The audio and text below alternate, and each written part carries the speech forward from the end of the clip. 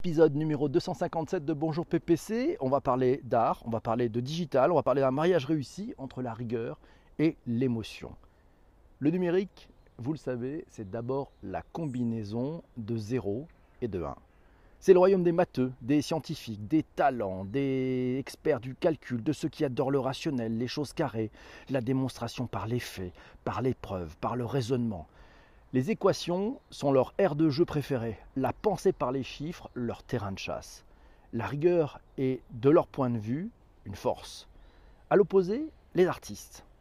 Sur le papier, tous les opposent aux cartésiens, aux matheux, aux scientifiques, aux comptables, aux ingénieurs. Les artistes ont une sensibilité, une ouverture, une écoute des choses, du temps qui passe, de l'importance des sons, des images, des couleurs, des odeurs et du toucher.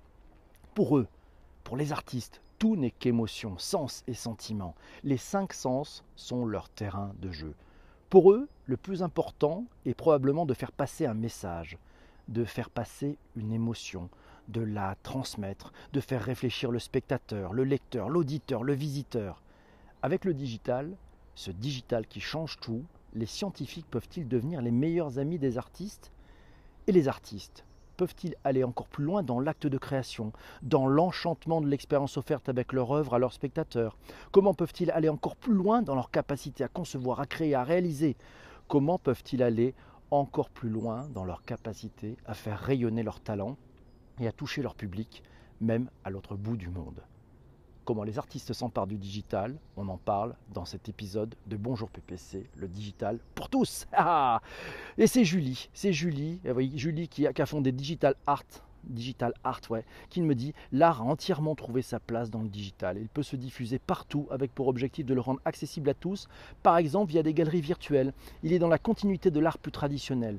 Nous pouvons d'ailleurs, grâce au techno-digital, digitaliser de nombreux arts et le montrer avec un regard différent. C'est l'émergence de l'art, nous dit Julie. Pour le digital, il est déjà bien présent dans de nombreux types d'art, la photographie, la réalité virtuelle, la réalité augmentée, la peinture, la 3D, la danse. On parle d'art digital, mi-art et mi-technologie. Il est exponentiel et ne cesse d'évoluer grâce aux nouvelles techno. Par exemple, l'art avec l'intelligence artificielle, le data art, la data visualisation, l'immersion, l'interaction avec les œuvres. Créer des relations avec des œuvres digitales, c'est possible, c'est aujourd'hui possible. Grâce à lui, poursuit Julie, nous pouvons vivre de grandes émotions.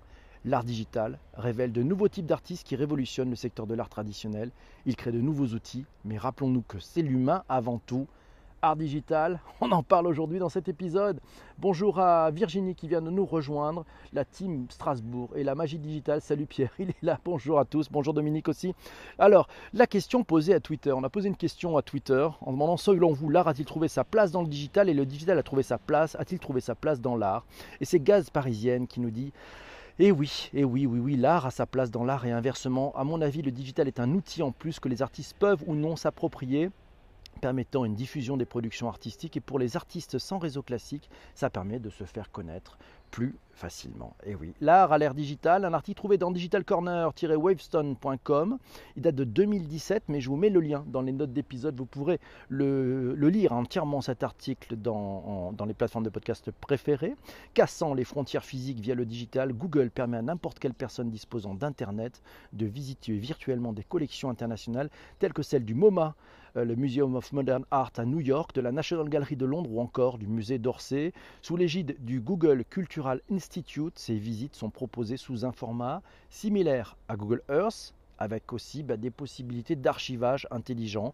Google travaille actuellement sur des technologies qui permettent d'analyser et de comprendre une œuvre pour catégoriser de la manière la plus fine possible ces immenses bases d'archives.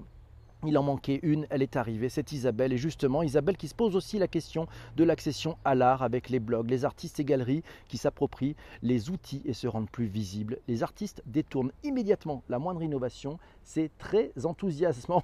Merci Isabelle. Et c'est Vincent qui nous dit: art digital, ce n'est pas la vraie question. La vraie, ça serait art et technologie. Léonard de Vinci était déjà un exemple au XVe siècle. Merci Laura pour ce retweet.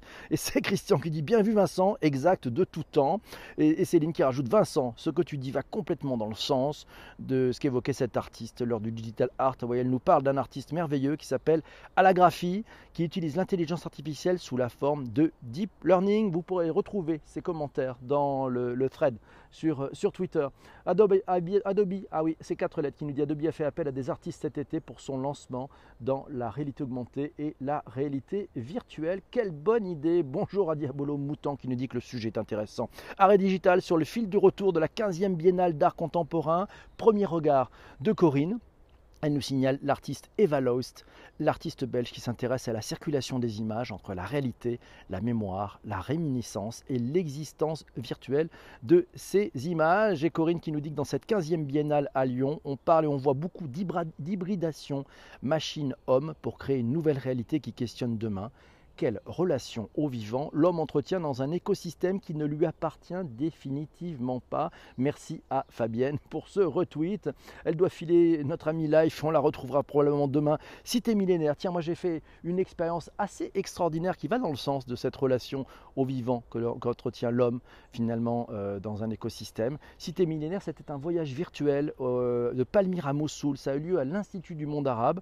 J'ai eu la chance d'aller faire un tour. Je vous mets là aussi les liens dans les notes d'épisode. Vous pourrez aller voir cette exposition, du moins l'article qui en parle. C'est un impressionnant survol que nous conviait ces cités millénaires grâce à la projection à très grande échelle d'images inédites captées par des drones et reconstituées en 3D par la société Iconem, avec laquelle l'Institut du monde arabe s'était associé pour cette exposition qui a été en plus réalisée avec l'UNESCO.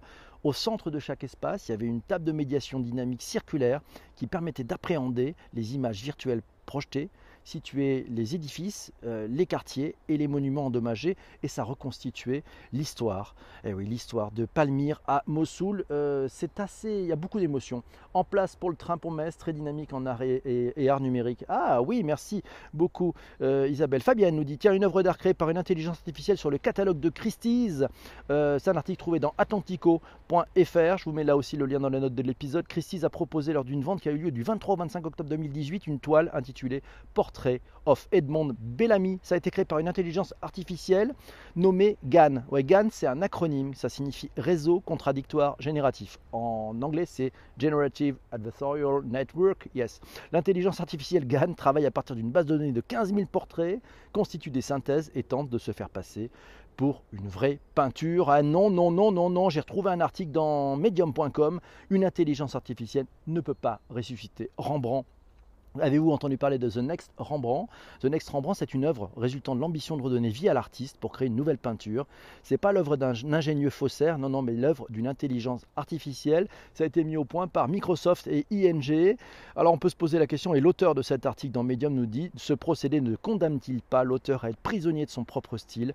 S'il avait vécu, ne se serait-il pas renouvelé, amélioré, ou au contraire n'aurait-il pas perdu de sa superbe? Par ce procédé d'imitation, l'artiste devenu virtuel est contraint à ne plus jamais évoluer, à ne plus être inspiré par l'instant présent. Et pourtant, c'est le propre d'un artiste. Et oui, c'est le propre d'un artiste d'évoluer et d'être toujours inspiré par le moment présent. Il y a aussi Chachadia qui nous dit la réalité virtuelle qui crée de l'innovation et rend plus accessible l'art. Exactement. C'est comme ça que ça peut se passer. Quand IBM rend les œuvres d'art intelligentes, c'est un article trouvé sur Tom Travel. Ouais, c'était une expérience à la Pinacothèque de Sao Paulo qui a distribué des iPhones aux visiteurs qui étaient notifiés lorsqu'ils pouvaient utiliser l'outil. Ils posaient alors leurs questions à haute voix pour en savoir plus sur les œuvres. L'œuvre leur répondait ensuite comme si elle était vivante. Au départ, nous disent les organisateurs, les conservateurs étaient un peu perplexes face à cette technologie, mais ils ont compris qu'il s'agissait d'un outil complémentaire aux audioguides. N'oubliez pas le guide, ah là là, la fin du guide, qui sait. Alors tiens, c'est le roi du commerce qui nous dit que les créations en réalité virtuelle, il y a même des live shows qui se font. Le mip mapping est sur monument, il trouve ça génial. Et oui, ça, le mip mapping, vous savez, c'est quand on projette sur des monuments. Oui, c'est assez bluffant. C'est Lionel qui dit qu'il est assez bluffé par ces créations en réalité virtuelle, immersive, jouant avec les volume, la profondeur, on se redécouvre sculpteur, on est captivé par les live shows. Oculus Quest, nous dit Lionel, permet d'expérimenter simplement, notamment avec Google Titbrush, qui est enthousiasmant. Et c'est Julie de Digital Art qui nous dit, et le Lionel, effectivement, ce type de création nous plonge dans un univers à part entière, que d'émerveillement. On recommande le conte de l'artiste Anna Dream Brush. Elle était bluffante et ses œuvres sont hypnotiques. Et oui, alors tiens, Puisqu'on parle d'hypnose, vous avez entendu parler de FaceApp. Et bien après FaceApp, c'est un tweet de Grégory Sacomani qui nous dit « Voici l'IA, l'intelligence artificielle qui transforme vos portraits en œuvres d'art. Ça s'appelle AI Portrait. C'est en train de prendre le relais de FaceApp, développé par des chercheurs, dont Mauro Martino du MIT, IBM Watson AI Lab. Voilà. Ça transforme vos portraits en œuvres d'art. On trouve cet article aussi dans pressecitron.fr. L'intelligence artificielle permet de reproduire des portraits artistiques d'hommes avec différents styles et niveaux d'abstraction. Voilà, ils se sont inspirés pour le modèle de formation d'un ensemble de données de dizaines de milliers de peintures du début de la Renaissance à l'art contemporain. Attention quand même à tous ces outils qui vont vous scanner la totalité de votre visage. On ne sait pas où vont la data ensuite. Sinon, en électro, et c'est Vincent, en électro, il nous dit beaucoup l'art et la technologie dans le son et l'image, comme le mapping 3D sur les bâtiments par exemple. C'est vrai, l'art est une merveilleuse création de l'homme qui fait appel à ses émotions, nous signale Shadia. Et oui, et très beau jeu de lumière à Montréal, effectivement aussi. La Marmotte qui nous signale des beaux jeux de lumière. Et Yves de Québec qui nous dit à Montréal en lumière, 20 février au 1er mars prochain si vous êtes au Canada, dans le quartier des Arts, un endroit à voir. J'en ai parlé en effet cet été, nous dit Céline, j'avais tiré le portrait des copains sur Twitter. Ah là là, mon Dieu. Et c'est Arnaud qui nous dit on peut aussi s'intéresser aux travaux de Nazia Mestaoui, qui a fait aussi la COP21, qui a fait durant la COP21, c'était avec One Earth, One Tree. C'est juste magnifique, hein. Les travaux de Nazia Mestaoui, je vous ai mis le lien là aussi sur son site web. Durant la COP21, cet artiste a lancé un écran digital, voilà, un artwork. Elle projetait aussi sur, elle projetait sur la Tour Eiffel. Voilà, elle a transformé la Tour Eiffel dans une gigantesque forêt. Juste magnifique. Allez faire un tour sur son site, vous allez voir, les images sont bluffantes. C'est très difficile de le citer durant ce podcast, mais vous allez voir, c'est juste magique. La technologie et le digital aident à diffuser toutes ces émotions, nous signale Shadia. Et oui, et Isabelle nous dit qu'elle trouve qu'on perd en humanité dans certaines créations de lumière. Ça doit souligner, pas remplacer. Eh oui, c'est ça, c'est juste, ça doit souligner, pas remplacer. Sinon, un petit tour, j'ai testé deux choses. Allez voir l'Atelier des Lumières à Paris. Je suis allé voir le baiser une expo, le baiser de Klimt et Van Gogh. Ouais, jeu de lumière, projection digitale. Le spectateur, il est plongé dans les œuvres. On est dans une pièce, elle est noire, tout s'éclaire, il y a de la musique et on voit les œuvres, mais avec un niveau de détail. Grâce au digital, ça permet de se plonger dans le travail de l'artiste. Ouais, c'est une très belle expérience. Il y a 3 expositions à découvrir. Il y a Van Gogh, La Nuit étoilée, Japon rêvé, Images du monde flottant, Verse. Voilà, l'Atelier de Lumière, c'est à Paris, 38 rue Saint-Maur, dans le 11e. Je vous ai mis là aussi le lien dans les notes d'épisode. C'est atelier-lumière.com. Et pour aller plus loin, Céline nous dit Kirel Banzi est data scientist. Il réalise des œuvres grâce à la data, de la visualisation de données jusqu'à une œuvre d'art qui génère de l'émotion. C'est vu sur Digital Art qui a organisé une soirée la semaine dernière, voilà, à propos de tous ces sujets importants. L'Atelier des Lumières, c'est joli, mais c'est facile. Ah oui, c'est joli, mais c'est facile, c'est vrai. Unfinished, tiens, The First Artificial Muse in the World of Art. Ah oui, ça c'est un Allemand, Roman Lipski. Je suis allé le voir, c'est un peintre. Enfin, alors lui, il utilise l'intelligence artificielle pour s'inspirer. Ouais, c'est très simple. En fait, ce qu'il fait, c'est qu'il commence à faire une esquisse. Il a mis une caméra sur son esquisse. Et il a un écran où l'intelligence artificielle lui propose des suites, quelques solutions possibles pour la suite. Après, il fait ce qu'il veut, il prend pas, il continue son œuvre et l'intelligence artificielle continue de lui proposer une suite, de lui proposer des couleurs, de lui proposer des contrastes, de lui proposer des choses. Et ça, c'est vachement intéressant. Quand je l'ai rencontré, il m'a dit c'est extraordinaire parce qu'en fait, ça me permet d'aller plus loin. Donc l'intelligence artificielle ne me remplace pas, au contraire, elle augmente l'artiste. Très intéressant. Allez faire un tour sur romanlipski.com. Vous allez voir ses travaux qui s'appellent Unfinished. C'est juste génial. Le nom est d'ailleurs très bon puisque ce n'est jamais fini. Isabelle nous signale un MOOC sur l'art digital qui vient de sortir. Ouais, elle nous signale cet article sur France Inter. L'art et la création numérique enfin expliqué clairement dans un MOOC. Voilà, on apprend que cet art actuel existe en fait depuis 50 ans, comme en témoignent les travaux de l'Australien Jeffrey Shaw, qui s'emploie à faire participer le spectateur dans la création numérique. Voilà, et des premières mises en abîme de communication numérique par Fred Forrest. Voilà. Alors, nos perceptions de l'espace du temps sont modifiées par rapport à la nature, à la communication avec le reste du vivant. Elles seront bouleversées. Ce sont les artistes qui nous guident dans ces changements, qu'ils soient heureux ou pas.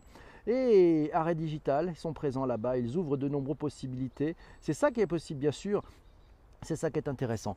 Mes amis, j'espère que cet épisode vous a plu. Demain matin, vous entendrez un best-of. Le best-of, ça sera sur la zététique. ceux qui sont dans le live, vous restez avec moi, on se parle tout de suite après. À très vite, et puis n'oubliez pas, si vous aimez ce podcast, si vous l'écoutez sur iTunes, n'hésitez pas à mettre 5 étoiles, un commentaire, ça fait un bien fou. Merci beaucoup, ciao ciao.